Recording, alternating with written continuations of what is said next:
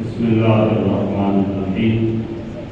الحمد لله رب العالمين، والصلاة والسلام على سيد الأنبياء والمرسلين. أما بعد فأعوذ بالله من الشيطان الرجيم. بسم الله الرحمن الرحيم. ولقد كرمنا بني آدم وحملناهم في البر والبحر ورزقناهم من الطيبات وفضلناهم على كثير ممن خلقنا تفضيلا. صدق الله العظيم. قال الله تبارك وتعالى في شان حبيبه مخبرا وآمرا: إن الله وملائكته يصلون على النبي يا أيها الذين آمنوا صلوا عليه وسلموا تسليما. الصلاة والسلام عليك يا سيدي يا رسول الله وعلى آلك وأصحابك يا سيدي يا حبيب الله. الصلاة والسلام عليك يا سيدي يا نبي الله وعلى آلك وأصحابك يا سيدي يا نور الله. مولاي صل وسلم دائما أبدا على حبيبك خير الخلق كلهم. هو الحبيب الذي ترجى شفاعته لكل قول من الأحوال مقتهم. يا رب بالمصطفى بلغ مقاصدنا، يا رب بالمصطفى بلغ مقاصدنا واغفر لنا ما مضى يا واسع الكرم. مولاي صل وسلم دائما ابدا على حبيبك خير الخلق كلهم. حمد و صلات کے بعد گرامی قدر سامعین و حاضرین، السلام علیکم ورحمۃ اللہ وبرکاتہ. احباب دی وقار، خالق ارض و سماوات کی توفیق اور اس کے ساتھ خاص فضل اور عنایت کے ساتھ آج ہم پھر جمعۃ المبارک کی ادائیگی کے لیے اللہ تعالیٰ کے مقدس گھر کے اندر جمع ہو رہے ہیں. خالق ارض و سماوات ہم سب کو دنیا و آخرت کی بھلائیاں عطا فرمائے اور اللہ جل شانہ ہم سب کو دنیا و آخرت میں عزت و آبرو عطا فرمائے. احباب کی وقار، آج احباب کے سامنے سورہ بنی اسرائیل کی آیت نمبر 70 تلاوت کرنے کی سعادت حاصل کی ہے. اس آیت بینہ میں خالق ارض و سماوات نے انسان کی عظمت و شان اور اس کے فضائل کو بیان فرمایا. ارشاد فرمایا: وَلَقَدْ كَرَّمْنَا بَنِي آدَمَ، کہ تحقیق ہم نے آدم علیہ السلام کی اولاد کو، بنی آدم کو ہم نے فضیلت عطا فرمائی. اس کے سر پہ ہم نے عزت و تکریم کا تاج سجایا. پھر آگے ارشاد فرمایا: وَحَمَلْنَاهُمْ فِي الْبَرِّ وَالْبَحْرِ، اور ہم نے انہیں زمینی اور ہوائی، خشکی اور تری کی سواریوں کے اوپر سوار فرمایا. پھر ارشاد فرمایا: وَرَزَقْنَاهُمْ مِنَ الطَّيِّبَاتِ، اور ہم نے انہیں پاکیزہ چیزیں کھانے کے لیے رزق کے طور پر عطا فرمایا. وَفَضَّلْنَاهُمْ عَلَى كَثِيرٍ مِّمَّنْ خَلَقْنَا تَفْضِيلًا، اور فرمایا کہ ہم نے جو فضیلت والی مخلوقات پیدا فرمائی ہیں ان میں سے بہت سی مخلوقات پر ہم نے انسان کو فضیلت عطا فرمائی. تو احبابی کی وقار، یہاں پر مفسرین کرام نے بیان فرمایا کہ بہت سی مخلوقات سے مراد تمام مخلوقات ہیں، کہ اللہ تعالیٰ نے جتنی بھی مخلوقات پیدا فرمائی ہیں اللہ تعالیٰ نے تمام پر انسان کو فوقیت اور فضیلت عطا فرمائی. تو احبابی کی وقار، یہ رب تعالیٰ کی طرف سے خاص کرم نوازی ہے. رب تعالیٰ کی عطا ہے کہ اللہ تعالیٰ نے اشرف المخلوقات کا تاج جن کے سروں پر سجایا ہے انہیں آدم کی اولاد کہا جاتا ہے۔ حضرت آدم علیہ السلام اور آپ کی تمام اولاد کو رب تعالیٰ نے اشرف المخلوقات بنایا، یعنی تمام مخلوقوں میں سے رب تعالیٰ نے انسان کو شرف عطا فرمایا۔ تو احباب کی وقار، انسان کے اشرف المخلوقات ہونے کے حوالے سے مفسرین کرام نے مختلف انداز سے گفتگو فرمائی ہے۔ علامہ غلام نصر سعیدی علیہ رحمہ نے تفسیر تبیان القرآن میں چند وجوہات بیان فرمائی ہیں جس بنا پہ انسان کو اشرف المخلوقات کہا جاتا ہے۔ تو احباب کی وقار، ان میں سے ایک فضیلت، ایک وجہ یہ بیان فرمائی کہ رب تعالیٰ نے جتنی بھی مخلوقات پیدا فرمائی ہیں ان میں سے رب تعالیٰ نے جس مخلوق کو اپنا نائب قرار دیا، جسے اپنا نائب منتخب فرمایا، وہ انسان ہے۔ اللہ تعالیٰ نے اسے قرآن کریم کے اندر بھی بیان فرمایا، وَإِذْ قَالَ رَبُّكَ لِلْمَلَائِكَةِ إِنِّي جَاعِلٌ فِي الْأَرْضِ خَلِيفَةً۔ اور یاد کریں جب رب تعالیٰ نے ملائکہ سے ارشاد فرمایا انی جاعل فی الارض خلیفہ، کہ میں زمین کے اندر اپنا خلیفہ بنانے والا، اپنا نائب بنانے والا ہوں۔ تو احباب کی وقار، رب تعالیٰ نے بڑی عظمت و شان والی مخلوقات پیدا فرمائی، بڑی خوبصورت حسین و جمیل مخلوقات پیدا فرمائی، بڑی قوت اور طاقت والی مخلوقات پیدا فرمائی، لیکن جب رب تعالیٰ نے اپنے نائب کو بنانا تھا تو رب تعالیٰ نے اپنے نائب بنانے کا تاج انسان کے سر پہ سجایا۔ یہ بھی انسان کے اشرف المخلوقات ہونے کی وجہ ہے کہ رب تعالیٰ نے تمام مخلوقات میں سے جسے اپنا نائب بنایا وہ انسان ہے، اسے انسان کہا جاتا ہے۔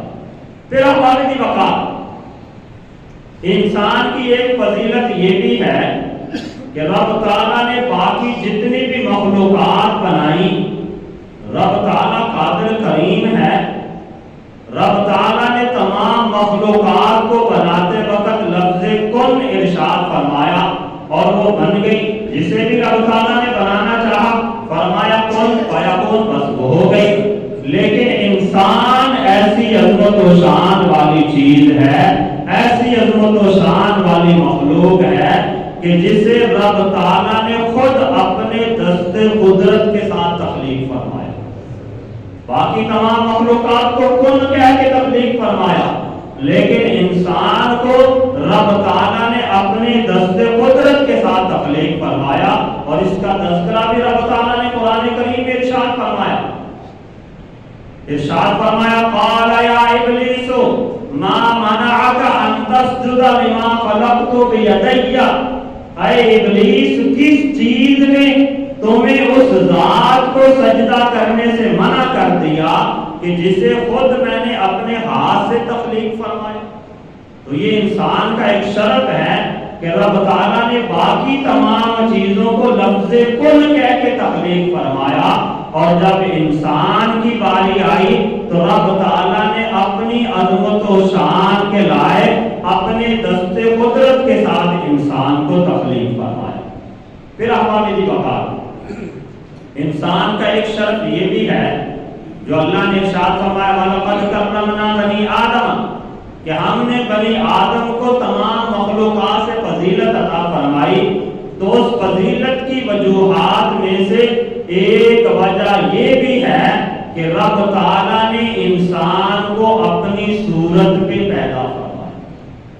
اگرچہ رب تعالیٰ شکل و صورت سے پاک ہے، رب تعالیٰ ان تمام چیزوں سے مبرہ ہے، لیکن انسان کے بارے میں یہ کہا جاتا ہے کہ انسان کو رب تعالیٰ نے اپنی صورت پر پیدا فرمایا۔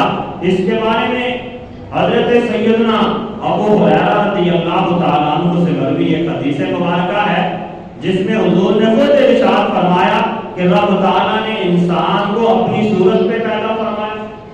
حضرت سیدنا ابو ہریرہ رضی اللہ تعالیٰ عنہ بیان فرماتے ہیں کہ نبی علیہ السلام نے ارشاد فرمایا کہ جب تم میں سے کوئی بندہ اپنے کسی بھائی کو مارنا چاہے تو وہ اس کے چہرے پر نہ مارے، اس کے رخسار پر نہ مارے، رخسار پر مارنے سے اجتناب کرے، کیونکہ اللہ تعالیٰ نے ابن آدم کو اپنی صورت پر تخلیق فرمایا۔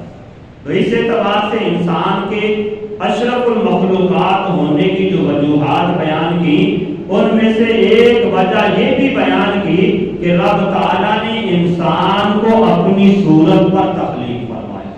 پھر احباب جی وقت اللہ جل شانہ نے بڑی خوبصورت مخلوقات بنائی، بڑے حسین و جمیل دنیا کے اندر نظارے بنائے، لیکن انسان کی عظمت و شان یہ ہے کہ انسان کے بارے میں خالق ارض و سماوات نے یہ ارشاد فرمایا لَقَدْ خَلَقْنَا الْإِنسَانَ فِي أَحْسَنِ تَقْوِيمٍ، کہ بے شک ہم نے انسان کو سب سے اچھی ساخت پر اور سب سے اچھی حیت پر بنایا۔ یہ بھی انسان کی ایک عظمت و شان ہے، مقام و مرتبہ ہے کہ باقی جتنے بھی جاندار ہیں رب تعالیٰ نے بڑے حسین و جمیل بنائے، لیکن وہ زمین پر جھک کے چلتے ہیں عام طور پر۔ جتنے چوپائے دیکھیں آپ، اور بہت سے جاندار ایسے ہیں کہ جو زمین پر رینگ کر چلتے ہیں۔ آپ جتنے چرند پرند درند حیوانات دیکھیں وہ عام طور پر ان کی گردنیں جھکی ہوئی ہیں، کچھ زمین پہ رینگ کے چلتے ہیں، کچھ اپنی گردن کو جھکا کے زمین پر چلتے ہیں، لیکن رب تعالیٰ نے انسان کو یہ شرف عطا فرمایا اور اسے رب تعالیٰ نے احسن تقویم کا اس طرح سے منبع بنایا کہ انسان اپنی گردن کو اٹھا کر اپنے چہرے کو اٹھا کے چلتا۔ یہ بھی رب تعالیٰ کی طرف سے ایک انعام اور کرم ہے۔ پھر احباب جی وقت انسان کو جو رب تعالیٰ نے اشرف المخلوقات بنایا، اس کی ایک وجہ مفسرین کرام نے یہ بھی بیان فرمائی کہ باقی دنیا کے اندر جتنے بھی جاندار ہیں انہوں نے جب کسی چیز کو کھانا ہوتا ہے تو انہیں اپنے سر کو جھکانا پڑتا، لیکن انسان کی ایسی عظمت و شان ہے کہ اسے کچھ بھی کھانے کے لیے اپنے سر کو جھکانا نہیں پڑتا، بلکہ رب تعالیٰ نے احسن تقویم کا مظاہرہ کرتے ہوئے انسان کو ایسے ہاتھ عطا فرمائے ہیں کہ انسان کھانے کے لیے اپنے سر کو جھکاتا نہیں ہے بلکہ کھانے کو اٹھا کر اپنے منہ کے اندر ڈال دیتا ہے۔ باقی جتنے بھی جاندار ہیں وہ کھانے کے لیے اپنے سر کو جھکاتے ہیں، لیکن انسان کی عظمت و شان یہ ہے کہ یہ کھانے کو اپنے سر کی طرف اپنے منہ کی طرف اٹھاتا ہے۔ تو یہ بھی انسان کے اشرف المخلوقات کی ایک علامت ہے۔ پھر احباب جی وقت مفسرین کرام نے یہاں پہ ایک نقطہ بھی بیان کیا، ایک وجہ بھی بیان کی کہ اللہ نے جتنی مخلوقات بنائی وہ تمام کھانے کے لیے اپنے سر کو جھکاتے ہیں، لیکن رب تعالیٰ نے انسان کو اس چیز سے پاک اور مبرہ پیدا فرمایا کہ انسان کو کھانے کے لیے اپنا سر نہیں جھکانا پڑتا۔ تو اس کی وجہ کیا ہے؟ تو مفسرین کرام نے فقہاء نے اس کی وجہ یہ بیان کی کہ انسان کو رب تعالیٰ نے عظمت و شان والا بنایا اور انسان کی پیشانی رب تعالیٰ اس بات کو پسند ہی نہیں کرتا کہ یہ کھانے کے لیے جھکے، بلکہ انسان کی پیشانی جھکے تو وہ خالصتاً اللہ کی عبادت کے لیے جھکے۔ یہی وجہ ہے کہ انسان کھانے کے لیے تو اپنے سر کو نہیں جھکاتا، لیکن جب رب تعالیٰ کی عبادت کی باری آتی ہے تو انسان اپنی جبین نیاز کو زمین پر ٹکا دیتا ہے، زمین پہ جھکا دیتا ہے۔ تو احباب جی وقار یہ انسان کا اشرف المخلوقات ہونے کی وجہ ہے کہ رب تعالیٰ نے اسے کھانے کے لیے اپنے سر کو جھکانے کا حکم نہیں دیا، بلکہ رب تعالیٰ کی عبادات کے لیے ہی اس کا سر جھکا۔ پھر آبادی وقار تفسیر صراط الجنان کے اندر ایک حدیث مبارکہ نقل کی گئی حضرت سیدنا ابو ہریرہ رضی اللہ تعالی عنہ سے۔ آپ بیان فرماتے ہیں کہ رسول اللہ صلی اللہ علیہ وسلم نے ارشاد فرمایا کہ مومن اللہ کے نزدیک فرشتوں سے بھی زیادہ عزت و تکریم والا ہے، کیونکہ یہ اشرف المخلوقات ہے۔ رب تعالیٰ نے اسے فرشتوں سے بھی زیادہ عزت و تکریم عطا فرمائی ہے۔ اس کی وجہ یہ بیان کی کہ رب تعالیٰ نے فرشتے بنائے تو فرشتوں کے اندر رب تعالیٰ نے عقل پیدا فرمائی، اور فرشتوں کو رب تعالیٰ نے اپنی عبادت پر مجبور پیدا فرما دیا۔ ان کی فطرت ہی یہ ہے کہ وہ اللہ کی عبادت کرتے ہیں، ان کے دل کے اندر نفسانی خواہشات ہے ہی نہیں، انہیں رب تعالیٰ نے پیدا ہی اپنی عبادت کے لیے کیا۔ اس کے علاوہ جو حیوانات ہیں ان کے اندر رب تعالیٰ نے شہوت رکھی ہے، عقل نہیں رکھی۔ یعنی تین طرح کی مخلوقات ہو گئی۔ ایک فرشتے ہیں کہ رب تعالیٰ نے ان کے اندر روحانیت اور عقل رکھی ہے، شہوت نہیں رکھی، وہ ہمیشہ ان کی فطرت میں ہی اللہ کی عبادت کرنا ہے۔ اور جو حیوانات ہیں ان میں رب تعالیٰ نے روحانیت نہیں رکھی، فہم اور عقل نہیں رکھا، بلکہ ان کے اندر قوت شہوانی کو رکھا ہے۔ انسان ایسی عظیم مخلوق ہے کہ جس کے اندر رب تعالیٰ نے قوت شہوانی کو بھی رکھا ہے، اور رب تعالیٰ نے قوت روحانی اور عقل اور فہم کو بھی رکھا۔ اس اعتبار سے فرمایا کہ وہ بندہ جس کی قوت عقل قوت شہوت پر غالب آ جائے تو وہ بندہ فرشتوں سے بھی زیادہ عظمت و شان والا بن جاتا ہے۔ لیکن اگر اس کا برعکس ہو جائے کہ بندے کی قوت شہوانی بندے کی عقل پر غالب آ جائے تو پھر فرمایا کہ بندہ حیوانات سے بھی بدتر بن جاتا ہے۔ تو ہم میں سے ہر بندے کو خود اپنا ادراک کرنا ہوگا، اپنا محاسبہ کرنا ہوگا کہ ہم اپنی قوت شہوت کو اپنی عقل پر ترجیح دے کر جانوروں کے درجے میں چلے جاتے ہیں اور ان سے بھی بدتر ہو جاتے ہیں، یا پھر ہم اپنی عقل کو اپنی روحانیت کو اپنی شہوت پر غالب کر کے رب تعالیٰ کے نورانی فرشتے اور ان سے بھی زیادہ عظمت و شان کا مقام حاصل کر لیتے ہیں۔ اس کے بارے میں مفسرین کرام نے کچھ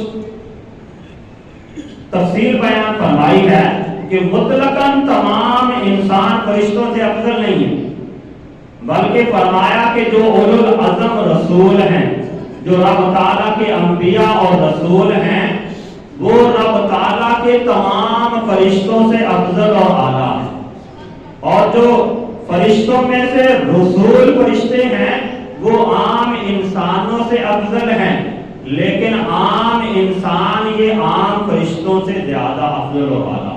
تو بارکیف اگر مطلقاً دیکھا جائے تو رب تعالیٰ نے انسان کو اشرف المخلوقات بنایا، اور رب تعالیٰ نے اسے فرشتوں پر بھی زیادہ عظمت و شان عطا فرمائی، لیکن اس صورت میں کہ جب بندہ اپنی زندگی اللہ کے احکامات کے مطابق گزارے۔ الطاف حسین حالی نے اسی طرف اشارہ کیا تھا نا کہ فرشتوں سے بہتر ہے انسان بننا، مگر اس میں لگتی ہے محنت زیادہ۔ وہی بات آ گئی کہ اگر بندہ اپنی قوت شہوانی پر اپنی عقل کو اور اپنی روحانیت کو غلبہ دے دے، اپنی زندگی اللہ اور اس کے رسول کے احکامات کے مطابق گزارنا شروع کر دے، تو رب تعالیٰ بندے کو فرشتوں سے بھی زیادہ عظمت و شان عطا فرما دیتا ہے۔ پھر احباب کی وقار انسان اس کے اندر رب تعالیٰ نے رحم دلی کا مادہ رکھا، اور انسان کو رب تعالیٰ نے اور نبی علیہ السلام نے تعلیمات یہ دیں کہ انسان کو چاہیے کہ وہ ہمیشہ اپنے دوسرے انسانوں کے ساتھ ہمدردی والا اور بلائی والا معاملہ کرے۔ یہی وجہ ہے کہ نبی علیہ السلام سے جب سوال کیا گیا یا رسول اللہ یا حبیب اللہ انسانوں میں سے بہترین انسان کون سا ہے؟ ویسے تو رب تعالیٰ نے مطلقاً اگر انسان کو دیگر مخلوقات کے ساتھ موازنہ کیا جائے تو رب تعالیٰ نے انسان کو اشرف المخلوقات بنایا. تمام مخلوقات سے رب تعالیٰ نے انسانیت کو فوقیت اور اعلیٰ درجہ عطا فرمایا. لیکن انسانوں میں سے بھی کچھ لوگ ایسے ہیں کہ جسے رب تعالیٰ نے عام انسانوں سے زیادہ عظمت و شان اور مقام و مرتبہ عطا فرمایا. تو یہی سوال نبی علیہ السلام کی بارگاہ میں کیا گیا. حضور سے پوچھا گیا یا رسول اللہ یا حبیب اللہ بہترین انسان کون سا ہے؟ تو نبی علیہ السلام نے ارشاد فرمایا کہ بہترین انسان وہ ہے کہ جو لوگوں کو زیادہ نفع پہنچاتا. جب حضور سے سوال کیا گیا کہ انسانوں میں سے بہترین انسان کون سا ہے تو نبی علیہ السلام نے بڑا خوبصورت ارشاد فرمایا احب الناس الی اللہ انفعهم للناس. لوگوں میں سے اللہ کے نزدیک سب سے زیادہ محبوب ترین اور سب سے زیادہ بہترین انسان وہ ہے جو دوسرے لوگوں کو زیادہ نفع پہنچاتا ہے. تو احبابی وقار اگر ہم اس کا برعکس دیکھیں، اس کا مفہوم مخالف دیکھیں تو اس سے ہمیں یہ پتا چلے گا کہ جس طرح لوگوں کو زیادہ نفع پہنچانے والا انسانوں میں سے سب سے بہترین بنتا چلا جاتا ہے، ایسے ہی جو بندہ لوگوں کو نقصان پہنچاتا ہے جس قدر زیادہ لوگوں کو نقصان میں مبتلا کرے گا اسی قدر بندہ بدترین درجے کے اندر چلا جائے. اس میں بھی ہم سب کے لیے درس عبرت ہے کہ ہم میں سے ہر بندہ بہترین بننا چاہتا ہے یا بدترین بننا چاہتا ہے. اگر بہترین بننا چاہتا ہے تو اسے چاہیے کہ وہ انسانیت کے ساتھ بھلائی والا معاملہ کرے، لوگوں کو نفع پہنچائے، لوگوں کی خیر خواہی کرے. اس کی وجہ سے وہ بہترین انسان بنتا چلا جائے گا اور رب تعالیٰ کے قرب کے اندر پہنچ جائے گا. لیکن اگر وہ لوگوں کو نقصان دے گا، لوگوں کو تکلیف کے اندر مبتلا کرے گا، لوگوں کے فائدے کی بجائے ان کا نقصان کرتا چلا جائے گا تو پھر انسان بدترین درجے میں چلا جائے گا. پھر اسی طرح نبی علیہ السلام سے یہ بھی سوال کیا گیا یا رسول اللہ یا حبیب اللہ ای الاعمال احب الی اللہ. یا رسول اللہ اللہ کے نزدیک اعمال میں سے سب سے پسندیدہ عمل کون سا ہے؟ تو نبی علیہ السلام نے اس موقع پر بھی ارشاد فرمایا احب الاعمال الی اللہ سرور تدخلہ علی مسلم. نبی علیہ السلام نے ارشاد فرمایا کہ اعمال میں سے سب سے افضل عمل اور اللہ کی بارگاہ میں سب سے پسندیدہ عمل وہ ہے کہ جس کے ذریعے تو کسی مسلمان بندے کے دل میں خوشی پیدا کرے. تیرا وہ عمل جس کی وجہ سے کسی بندہ مومن کو سکون پہنچ جائے، بندہ مومن کا دل خوش ہو جائے. فرمایا تیرا وہ عمل اللہ کی بارگاہ میں سب سے زیادہ پسندیدہ ہے. تو یہاں پہ بھی ہمیں یہ پتا چلا کہ جو ہاتھ اللہ کے بندوں کے ساتھ بھلائی کرنے کے لیے اٹھتا ہے، اللہ کے بندوں کو خوش کرنے کے لیے اٹھتا ہے، وہ اللہ کی بارگاہ میں سب سے زیادہ پسندیدہ ہو جاتا ہے. اسی طرح جو قدم اللہ کے بندوں کے ساتھ بھلائی کے لیے اٹھتا ہے وہ قدم بھی اللہ کی بارگاہ میں سب سے زیادہ پسندیدہ ہوتا چلا جاتا. اور پھر احباب وقار نبی علیہ السلام نے اپنے دل کے اندر حضور کے دل میں جو انسانیت کی محبت تھی اور انسانیت کی خدمت کا جو جذبہ تھا، نبی علیہ السلام نے اس کا بھی اظہار فرمایا. آقا کریم صلی اللہ علیہ وسلم کی حدیث مبارکہ ہے، حضور نے ارشاد فرمایا وَلَا أَنْ أَمْشِي مَعَ أَخٍ فِي حَاجَةٍ أَحَبُّ إِلَيَّ مِنْ أَنْ أَعْتَكِفَ فِي هَذَا الْمَسْجِدِ. نبی علیہ السلام نے ارشاد فرمایا کہ میرے نزدیک کسی مسلمان بھائی کی کسی حاجت کو پورا کرنے کے لیے چلے جانا کسی مسلمان بھائی کی حاجت میں مصروف ہو جانا، نبی علیہ السلام نے ارشاد فرمایا یہ میرے نزدیک میری اس مسجد یعنی مسجد نبوی میں اعتکاف کرنے سے زیادہ افضل اور اعلیٰ ہے۔ تو ایک بندہ اللہ کے گھر میں اعتکاف میں بیٹھا ہو، اللہ کی عبادات میں مصروف ہو، اور ایک بندہ اللہ کی مخلوقات کی بھلائی کے لیے کام کر رہا ہو، اللہ کی مخلوقات کے کام کر رہا ہو، تو نبی علیہ السلام نے ہمیں تعلیم دی کہ حضور کی بارگاہ میں جو پسندیدہ عمل ہے وہ مسجد میں اعتکاف کرنے سے زیادہ افضل یہ ہے کہ بندہ کسی مسلمان بھائی کی کوئی حاجت پوری کر دے، کسی مسلمان بھائی کی حاجت روائی کر دے۔ اور نبی علیہ السلام نے اس کا اجر بھی بیان فرمایا۔ ایک حدیث مبارکہ مسلم شریف کے اندر موجود ہے، آقا کریم صلی اللہ علیہ وسلم نے ارشاد فرمایا من نفس عن مؤمن کربۃ من کرب الدنیا، فرمایا کہ جو بندہ کسی بندہ مومن کی دنیا کی کوئی مصیبت دور کرے گا، نفس اللہ عنہ کربۃ من کرب یوم القیامہ، تو رب تعالیٰ اس بندے کی قیامت کی مصیبتوں میں سے کوئی مصیبت دور فرما۔ تو پتہ چلا کہ انسانیت اصلاً یہ ہے کہ بندہ اپنے دیگر انسان مسلمان بھائیوں کے کام آئے، ان کے ساتھ ہمدردی کرے، مشکلات کے اندر ان کے ساتھ تعاون کرے۔ اگر کوئی مسلمان بھائی کسی مصیبت میں گرفتار ہے تو بندہ اس کی مصیبت کو دور کرے گا، بندہ دنیا میں اس کی مصیبت دور کرے گا، رب تعالیٰ قیامت والے دن ایسے بندے کی مصیبتوں کو دور فرما دے گا۔ کسی شاعر نے سے اس انداز سے بیان کیا نا، کرو مہربانی تو اہل زمین پر، خدا مہربان ہوگا عرش بری پر، کہ تم زمین والوں کے ساتھ مہربانی والا معاملہ کرو، زمین والوں کی مشکلات کو دور کرو، رب تعالیٰ قیامت والے دن تمہاری میدان محشر کی مشکلات کو دور فرما دے گا۔ تو حبابی وقات انسانیت ہے ہی یہ کہ بندہ اپنے دیگر مسلمان بھائیوں کے ساتھ حسن سلوک کرے۔